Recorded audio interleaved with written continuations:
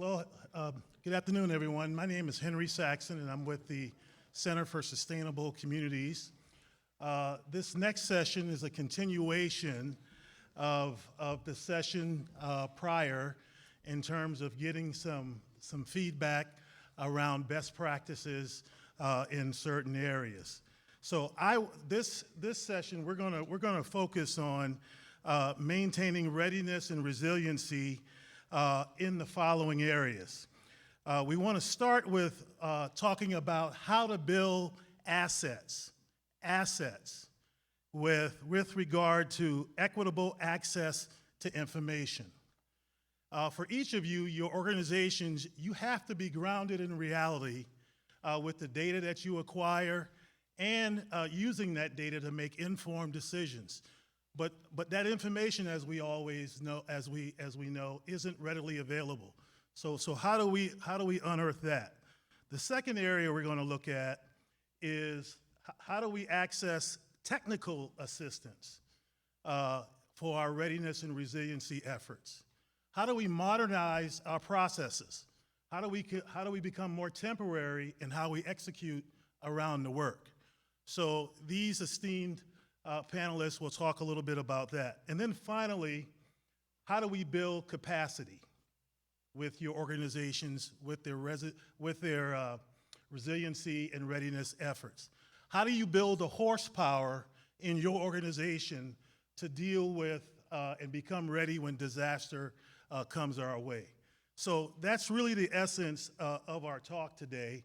And what we'll do is ask each panelist to make a few opening remarks. We have a couple of curated questions ready to go, but also we need your questions as well as we tease out some of this.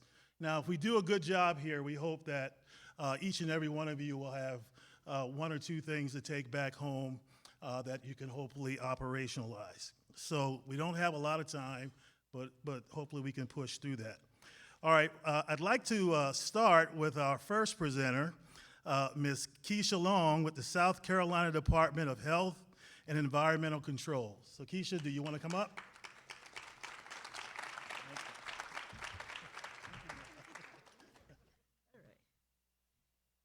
Thank you. And I did prepare a few slides, and hopefully I try to have a tool or two that you can take home with you. My background is engineering, so I like doing and having little rules of thumb for people. And I don't see my slides. I'm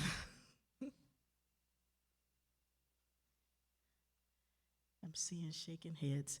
Okay, so just to start, one of the projects that I am fortunate enough to work with the community is called EJ Strong. And the concept is to have the community build the plans, think about hazards, looking at vulnerabilities and capacities, instead of what we have now in this country where there are professional emergency managers who are writing books on how we should respond to different hazards. And they may use these plans, but the community is like, I don't know what this is. Or you want me to read a 600-page report here, right? And what am I going to do with it? So EJ Strong is dependent on the community really evaluating their surroundings, and we're going through different assessments to develop action plans. It's like, what would we do if there was a wildfire in the community? How do we alert people who will be impacted? Is there an alert system? What we do? Would it go through Facebook? Or do we have a horn or reverse 911? If you do get that reverse 911 call and you hear shelter in place, do you know what that means? In a lot of instances, people have no idea what shelter in place means. And it's not just community members. I've asked that question at a conference. It was representatives for different manufacturers. And their answers were pretty horrible. And I was shocked because they were engineers like me. And I'm like, okay, you work at a factory, you don't know what shelter in place means. We need to do a lot of education.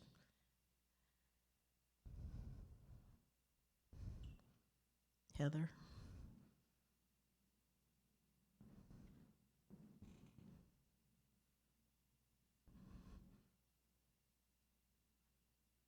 No slides for me. Oh, okay. Okay, so I'll try to remember what slides I had. So, yes, so EJ Strong is about community empowerment and resilience, building the ark before it rains, I like to say. And the ark is being built by the community. So the first edition of EJ Strong is built on really classroom training, everybody getting on the same page with definitions, and then we move into different concepts that are a paradigm shift in our country, specifically one concept of vulnerability. And we hear that term a lot, especially in the media. And it seems to be a euphemism for a group or a person that has some kind of disability or disadvantage. Well, in EJ Strong, you're vulnerable because of where you are at a certain time, not because of who you are. So I'll do a personal story. Hurricane Hugo came ashore South Carolina many decades ago, and it was devastating to Charleston area and McClellanville and other areas along the coast. I live in Columbia, which is at the center of the state. So we didn't have the flooding, but we did have a lot of wind, and our power went out for about a week. People on the coast, I'm assuming they have their power back now, but it took quite a while for people to get their water back, power back, and just back to kind of normal. Many years later, when I started working at the Department of Health and Environmental Control, I was at Charleston Air Force Base, and I worked in the corrective action section, and we were looking at an old landfill. In the landfill, there were these trees that were literally bent like rainbows. And me being observant, I asked, well, why are the trees growing into the ground? And the consultant said, Hurricane Hugo blew so hard that they were saplings when they were planted, and that's why they're like that. So many years later, you have the impacts, you still see the impacts from an old storm. So that brings into focus building back. And we want to build back better, not build back to how it was. We're starting to transition into building more smartly. There was a discussion about heat, excessive heat.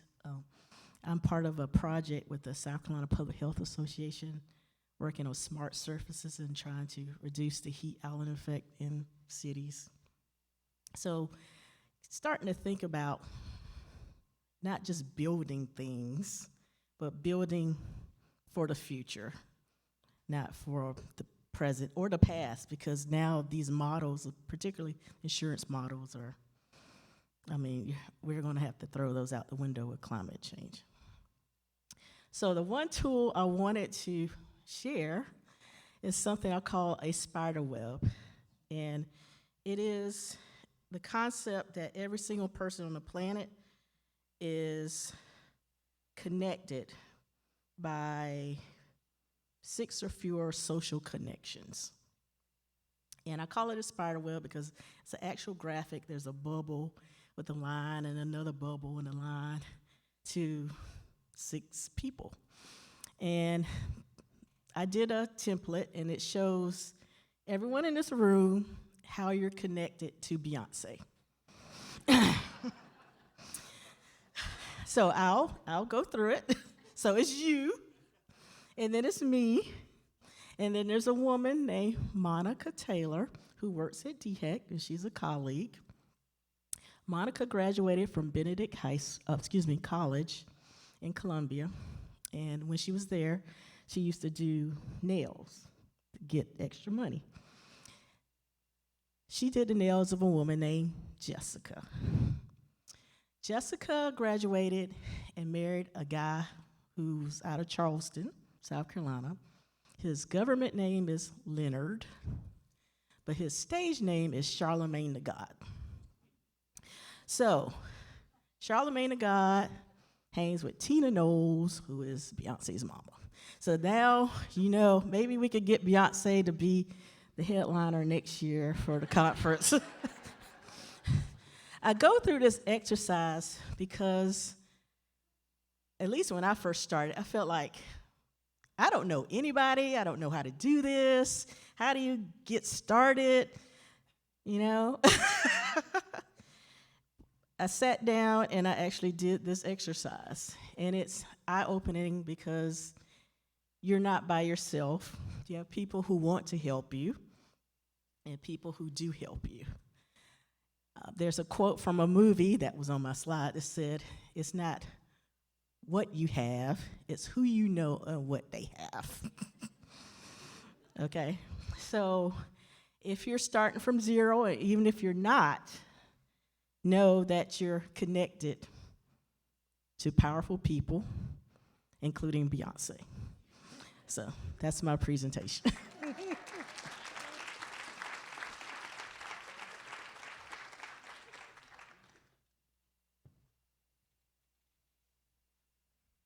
Nice job, Keisha. And for all of the Southerners in the room, I'm sure in your upbringing you remember the famous words, "Blessed is the flexible." So she did a good job pivoting. Robert, if you can come on up, sir.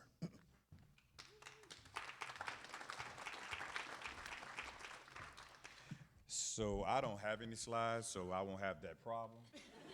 And let me say this. Keisha just mentioned having this connection. And she is more valuable to me than Beyonce could ever be.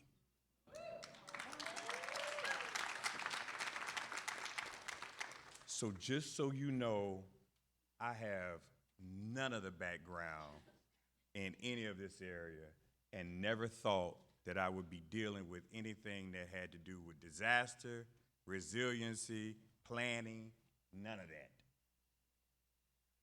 I came from a community, and actually I have a 150-year family history in this community, and it is rural. Both of my parents are from this community. This community reared me and sent me off to Morehouse, and then I went off to do my thing professionally. I lived in Minneapolis and decided to return back home, and I brought my skill sets back with me, and they said, "We want you to be the president of the NAACP." And I was like, And in my community, there is a coal power plant, a nuclear plant, a paper producing plant, and many, many chemical plants. And we were fighting because the nuclear plant wanted a 40-year license to operate. And it was already the same age as me, and I didn't know any nuclear terminology, but I knew I was grand, the plant was grand, and all I could do was talk for my community to say, look, I don't know all these nuclear terms, but I know if you got a 50-year-old plant, you don't want to give it 40 years more to operate without it coming back to get another license. 40 years was just too damn long. And that was our motto. And we were fighting not to shutter the plant because my mother, 3 of my aunts, my brother-in-law all worked at the plant. And if I was out there trying to shut that plant down, they would be on me. I couldn't go to Thanksgiving dinner the next year if I did that. But I wanted to operate at its highest safety quality. And so all I know I needed to do was I needed to go to DHEC. which is where Keisha worked. And little did I know, and this is where I know it's all divine, little did I know that Keisha and Dr. Kilpatrick were already doing work that was galvanizing communities that had the characteristics of mine. Majority minority, rural community, low-income community. We fit the bill, and a fence line community with all of these different plants. And so I go to them because I need to find an ally. Well, the plant got its 40-year license, but I wasn't going to lose the connection with Keisha and Dr. Kilpatrick. So I kept going to the meetings, and kept going to the meetings, and kept going to the meetings. And then they started to do a disaster preparedness and planning program for communities like ours. And here I was still thinking about Westinghouse. I was thinking, okay, well, listen, you know what? If they're not going to listen to us as a community, we're going to build our own disaster plan. And they taught us so much more than to focus on one plant. We focused on 3 different areas of disaster. Flooding, because our community was prone for flooding. Toxic release, that's where I get that nuclear plant in there. And wildfires, because we were such a rural community. And the University of South Carolina Arnold School of Public Health partnered with us and helped us to eke out all of the demographic information, so we knew in our community where we were more prone to have these the environmental disasters. They helped us to understand who would have been affected in those areas and the propensity to have these kinds of disasters in our community. And they did a full report for us. And when we got the report back, I was like, okay, what do we do with this? Same thing that you mentioned. What do we do with this? And then the next thing was they allowed us to come together to do an action plan. And so here's where I had an opportunity to bring the community on board. And I'm gonna tell you that when I say it's divine, I was so excited when I walked in here today to see 3 members of our community, Miss Sheila Kimball, Miss Sharon Brooks, Miss Cynthia Green, all here learning more about all of these issues so that they can take it back. This is where it has this ripple effect. So I invited these ladies to be a part of it. Sheila had an interest in disaster planning. How would I know that somebody in our community would be interested in this? And then I find out we're related. We find that out along the way. I mean, really, the community is, and our community really is a familial community. When I say I got a 150-year history, so do they. So we've got many families in our community that have been there for a long period of time. It's probably got one of the highest percentage of black home ownership in the country. The community decided that it wanted to do 3 things. It wanted to have a monitoring system. Can we monitor when the creeks were going to rise? So we wanted a water monitoring for quantity and quality, an air monitoring so that we would understand about toxic release, and then once we had a monitoring system, we wanted to build a communication system, a communication network. And we're from a rural community. We're in Jim Clyburn's district, which is why he's pushing all of this connectivity, because we aren't.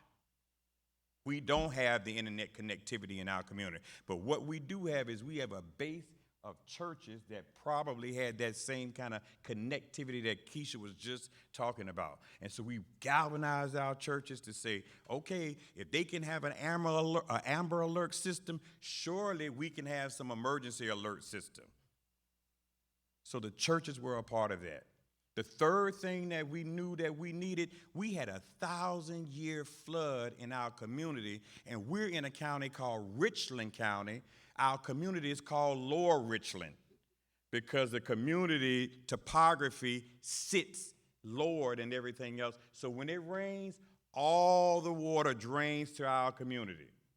This happens to be the rural side of the community, the majority African American side of the community, the poor side of the community. We get all of it. We have a 1,000-year flood, and there's still roads in our community that have not been fixed, and this was 2015. Well, because our community had that issue that they were already dealing with, they were like, we're on board. We still can't pass through parts of our community. Well, other parts of the state, other parts of the area have been fixed. Our main road is still impassable. So the community came together like, we're on board. And the third thing that we needed was we needed a FEMA declared disaster relief center. When we have a 1,000-year flood, we're most impacted. We have nowhere to go.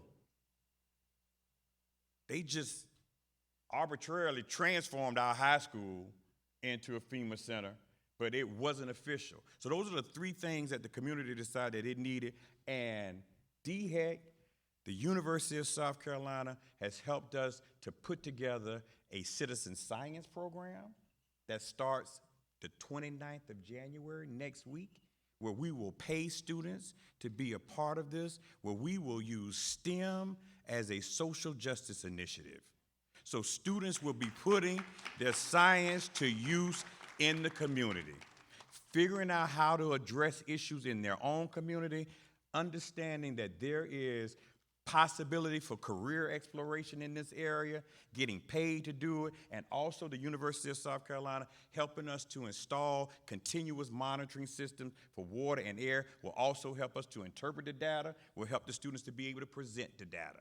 And it just so happens that I work for the town in which we have been doing all this work, so it gives us a municipality that helps us with this.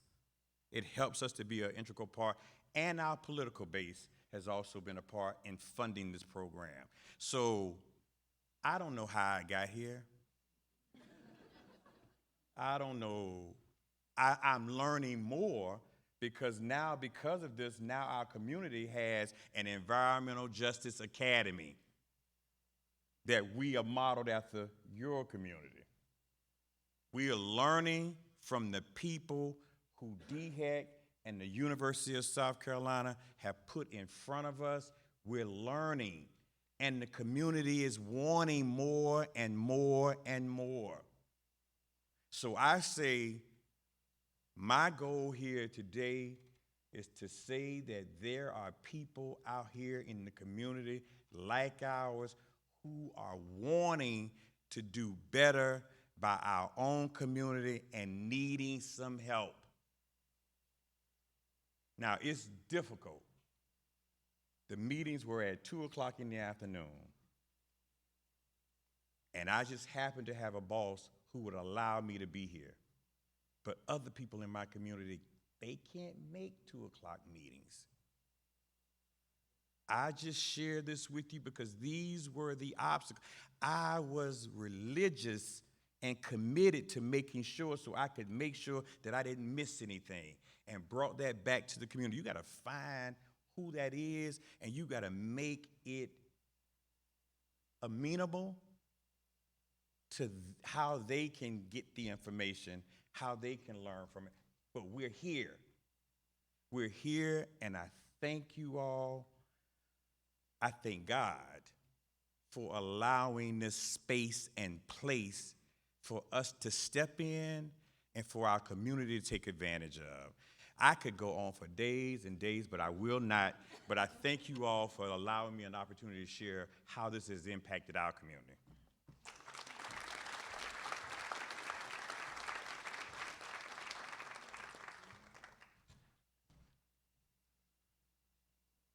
Thank you, Robert, and thank you for sharing in particular those 3 business imperatives to help your organization. Really appreciate that.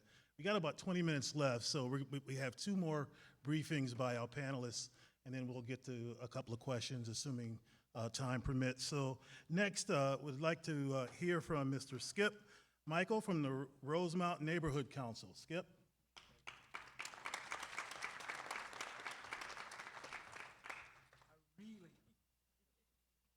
I really was hoping it was Dan's turn. I didn't want to follow him.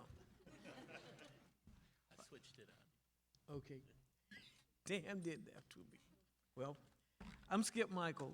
I'm from Charleston, South Carolina, North Charleston, South Carolina. I'm here because of an organization called LAMSI. LAMSI is an organization that was formed to mitigate with the state of South Carolina because, once again, a community was being impacted by a highway being built directly through the community. That's something that's been happening to minority communities since the 20s. This is the first time that a community actually mitigated the negative impacts of that kind of construction with a state government. There were 7 communities that were involved, 7 communities that were being negatively impacted. A part of the impact was a mitigation agreement. And the mitigation agreement called for 4 different pillars that the state helped fund to alleviate problems and negative impacts that were going to affect the community because of the highway. They were economic development, educational improvement, environmental justice, and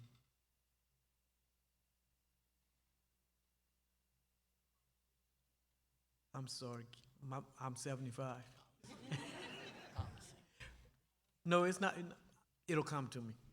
It'll come to me. Anyhow, with these 4 pillars, one of the pillars is environmental justice. And maybe that's the one I forgot.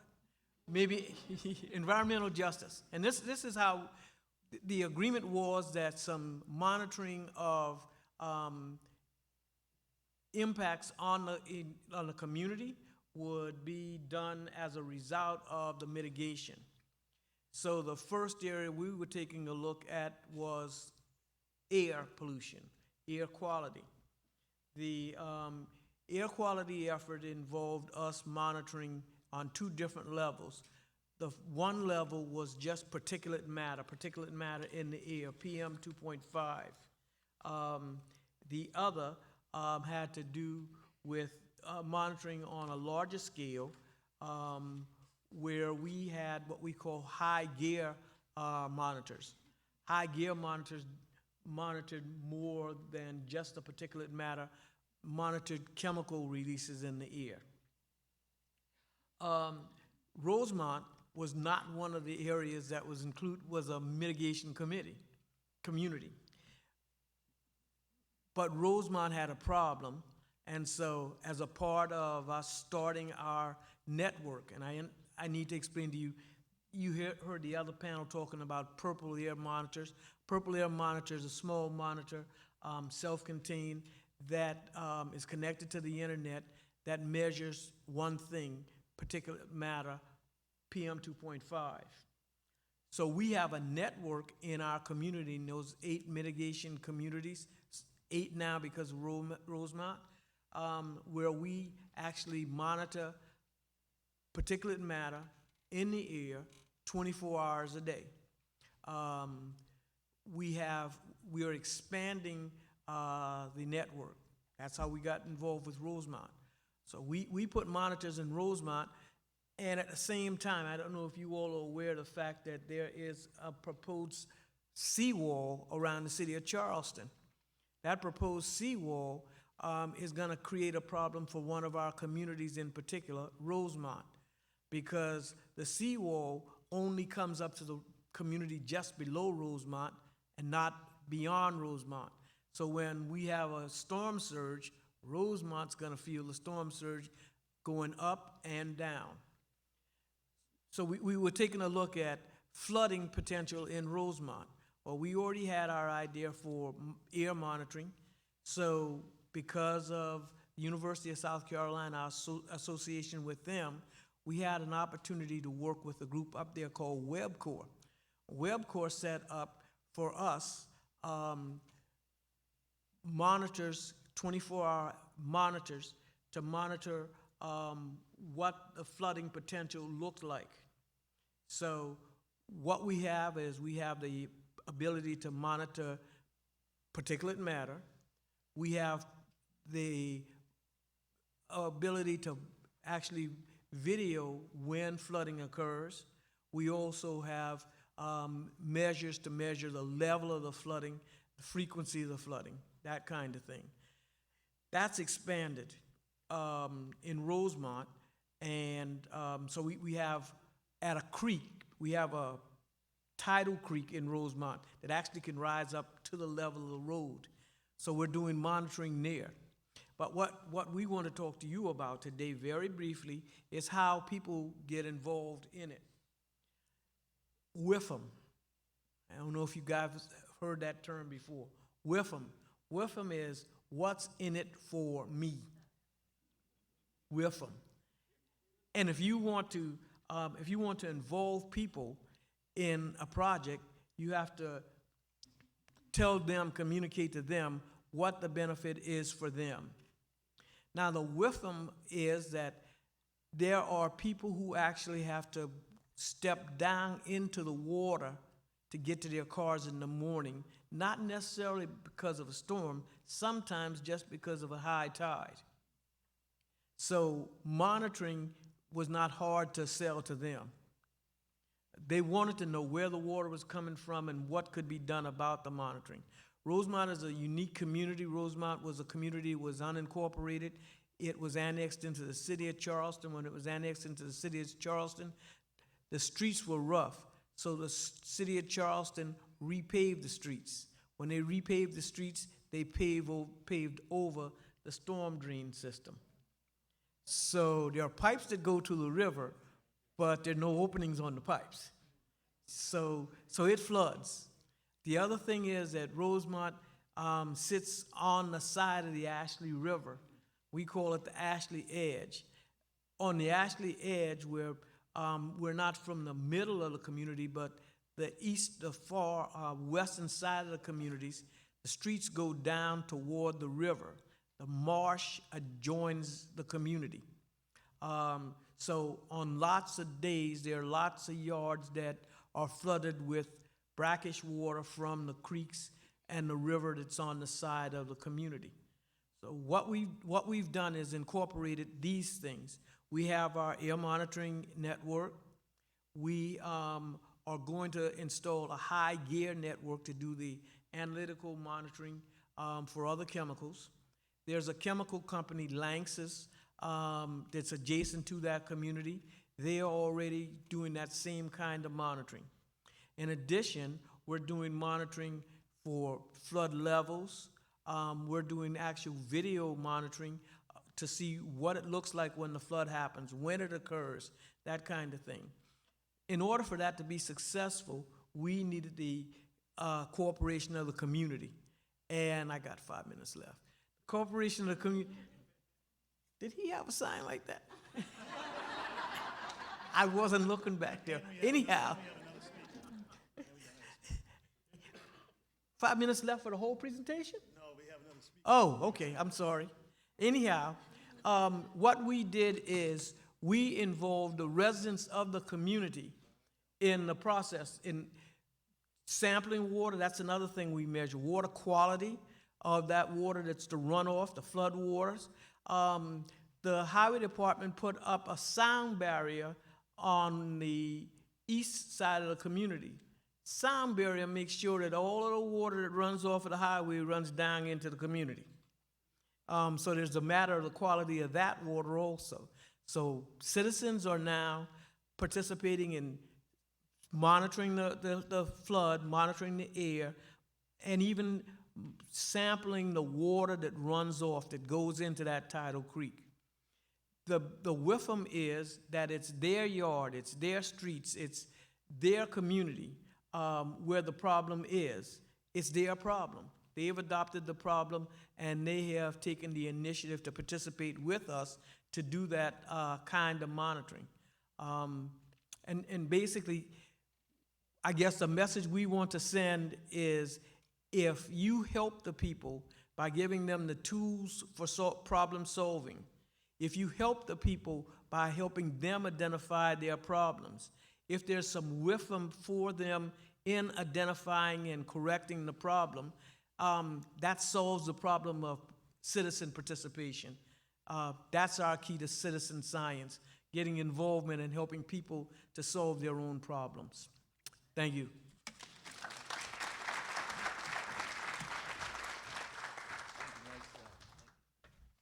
And last but certainly not least, Dr. Daniel Kilpatrick from the Arnold School of Public Health at USC.